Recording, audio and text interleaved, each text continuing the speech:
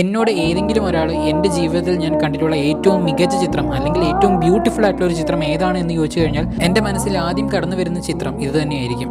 മക്കാട്ടോ ഷിങ്കൈ എന്ന സംവിധായകൻ, അതിലും ഉപരി പറഞ്ഞാൽ ആ ഒരു മെജീഷ്യൻ ക്രിയേറ്റ് ചെയ്ത ഒരു ജാപ്പനീസ് ആനിമേറ്റഡ് റൊമാൻറ്റിക്കൽ ഫാന്റസി ഡ്രാമ ചിത്രമാണ് കിമി നോ നാവ. ഇതിന്റെ ഇംഗ്ലീഷ് ടൈറ്റിലാണ് യുവർ നെയിം. ഞാൻ ആനിമി എന്ന ഒരു സെക്ടറിലേക്ക് തിരിയാനും പിന്നീട് ആനിമി നിങ്ങൾക്ക് പരിചയപ്പെടുത്താനും ശ്രമിക്കുന്നതിന്റെ പ്രധാന ഘടകമായി നിന്നിരുന്നത് ഈ ഒരു ചിത്രം തന്നെയായിരുന്നു. ഒരുപക്ഷെ റീസെന്റ് ടൈംസിൽ ആനിമികളുടെ ഒക്കെ ഫാനായി മാറിയ ഒരുപാട് പേര് നമുക്കിടയിലുണ്ട്. സോ അവരെല്ലാം തന്നെ ആദ്യം കണ്ട ആനിമി ചിത്രം ഇത് തന്നെയായിരിക്കും.